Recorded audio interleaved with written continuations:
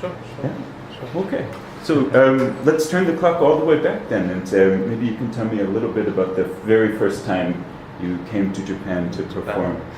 That was in '93, and I traveled with actually my hometown orchestra, the Bergen Philharmonic from Norway. I live in Bergen, and I've also studied there, so I've lived there since I was 16 years old. And the reason for the tour was the anniversary of the composer Edvard Grieg. It was 150 years since his birth, and Grieg is very popular in Japan. I've discovered it with the years, and so we went there. I played in most of the concerts. I played the Grieg concerto, and I also played the Rachmaninoff third in a few concerts, and I was overwhelmed by the country, by the people, and by the interesting classical music. From the start I felt this real intense love from the audience for an appreciation for the details in the music making, and a kind of inner knowledge that you don't find many places in the world. And I find that very interesting. Maybe it has to do with the culture that one appreciates the knowledge and understanding and history and these things that are important in classical music, combined with emotionality and I always feel very much at home as a musician coming to Japan, and of course preparations for a concert in Japan is always on the highest standard. Very important for a pianist, because I always play on new instruments everywhere I go, and in Japan I always have good pianos. I have a wonderful piano technician in Tokyo that I always work with, Mr. Toyama. Mr. Toyama? Yeah. And so I just know that these things will be taken very well care of. There are wonderful concert halls, some of the best in the world, many of them. And in addition to that, I just love the culture. I just love being there. I love the food. I love the people. So I always have a good time there. It seems like there is some connection between Scandinavia and Japan that you can see through, not just through music, but also the ceramics from Norway and from Sweden are very popular in Japan, for example. Yeah, there seems to be some the Scandinavian design, I can see that there are some similarities with the Japanese but this is one thing aesthetics. Yeah, exactly. Again, there's one thing that you said in concerto about your experiences discovering Beethoven's music, and something I found very moving in that movie was your description of Beethoven's own inner landscape, that he was a happy man when he wrote certain things, and you can feel that in the music. It's reflected somehow. And I wonder, for you also performing in these different countries, if you listen to your own playing, can you hear that, yes, this was recorded in Japan? Or I noticed it was a very rainy day in Bergen this day, or it was a beautiful spring day in Japan. It would be difficult to recognize that, it's so specifically, but certainly everything affects you, when you play a concert. And I think sometimes I've played at my best in Japan because of that. I feel so happy there, and it's so, the music is so appreciated. So whether I could recognize it from a recording, that's a different matter. Yeah.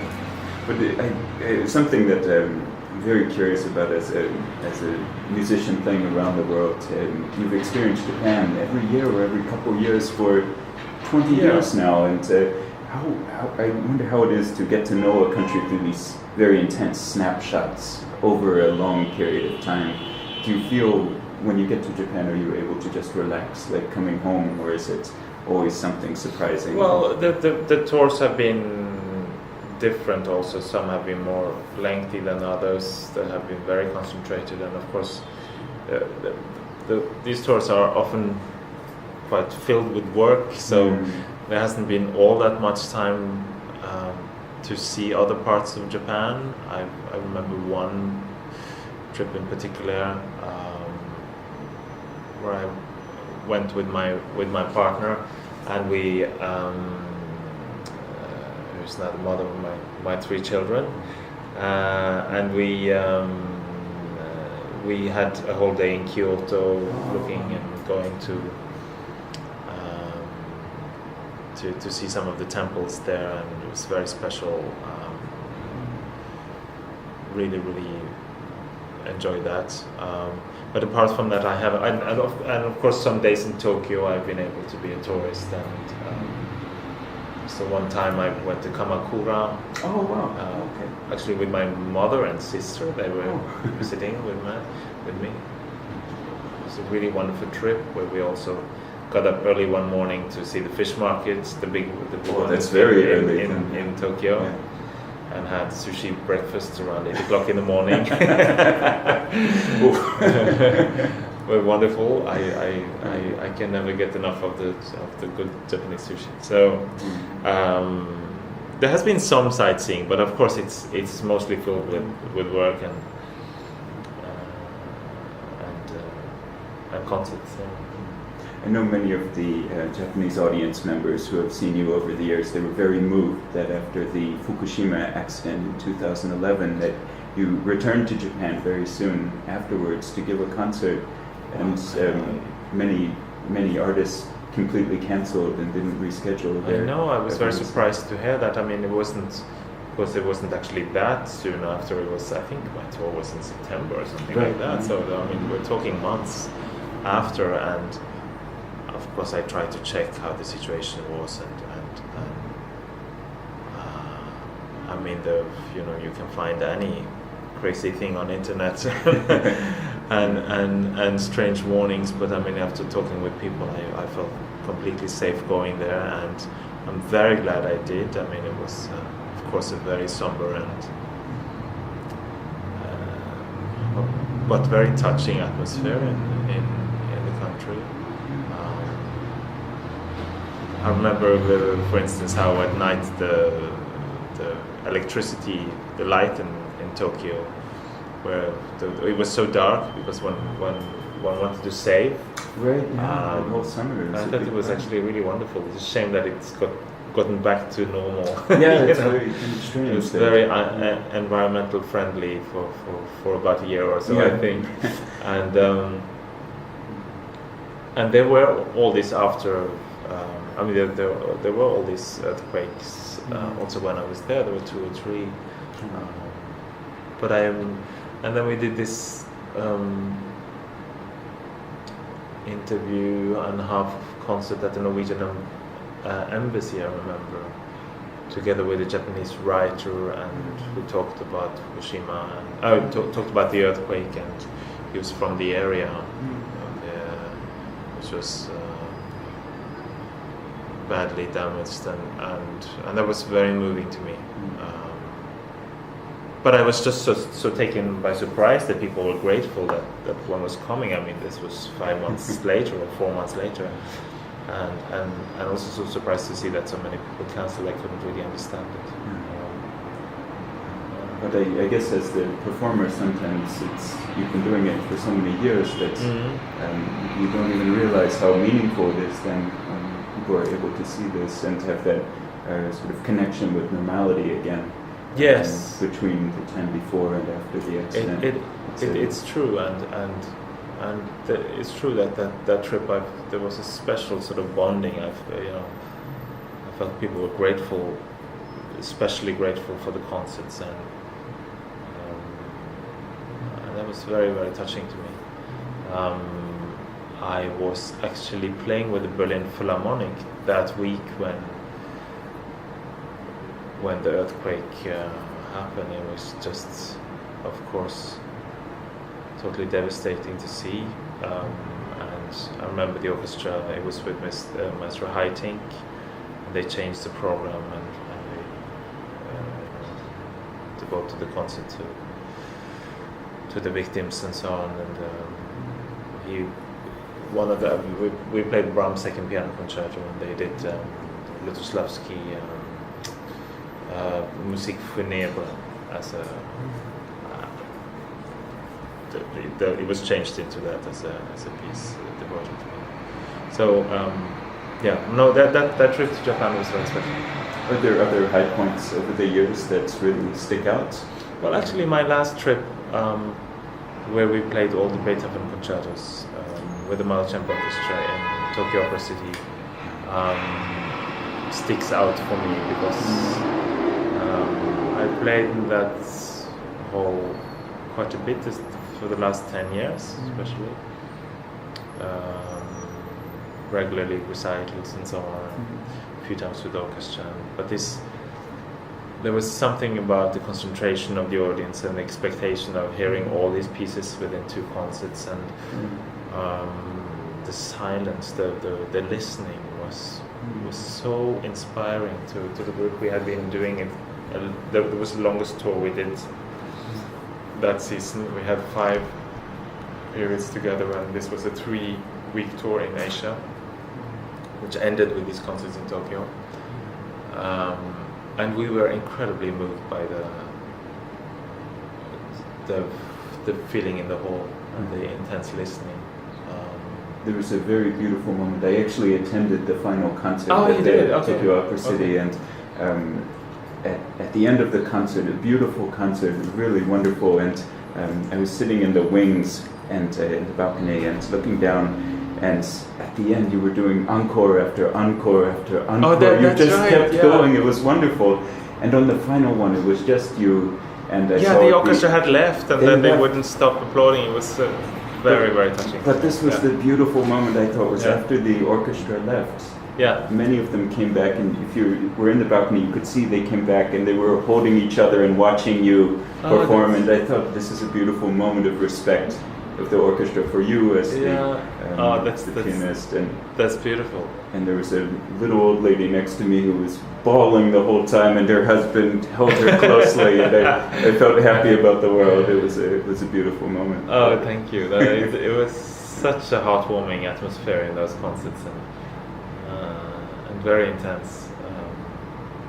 And by then I also felt a certain freedom in the performances of our Beethoven, which was something new in our collaboration. I mean, we had done the recordings, we had worked all the pieces, but this last year when we did all these residencies, and this was the second before the end of these periods we were together, and by then I started feeling we could do anything. I mean, we opened new doors. It was a wonderful thing. I think it's the only time in my life where I've had the feeling with an orchestra that probably sometimes a music director or chief conductor can have with his or her own orchestra. That's something that you can just build over time. I mean, this is not possible to achieve in a week or even in a month or in a few months. This is something which needed that project, which lasted for 3 years with the orchestra. There's a very beautiful saying, a Buddhist saying they've heard in Japan also, that monks living together are like stones in a bag, and that over time the rough edges wear away and you have the beautifully polished stone. So maybe maybe you also polished each other up until the end there. I think that's very true.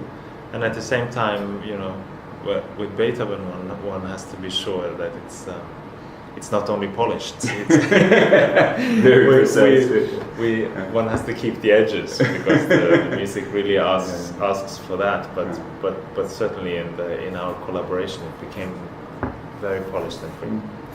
I don't want to keep you too long. I see No, we're no, getting it's close. So yeah. could I just ask about? I know you're coming to Japan later this year, and you'll perform Schumann and Brahms. Yes. I think also. Yes. Can you tell us anything about? Well, I'm performing with the NHK Symphony and with David Zinman, a conductor I like very much, and I haven't worked with for quite a few years. So really looking forward to that.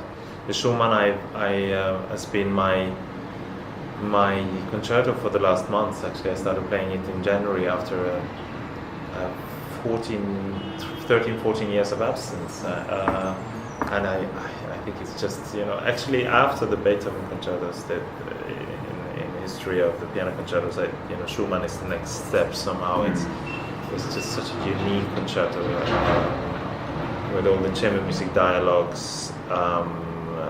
At the same time, it's heroic in the way of what Beethoven built up, but it's something very new as well, very introspective. As always with Schumann, slightly schizophrenic, slightly going.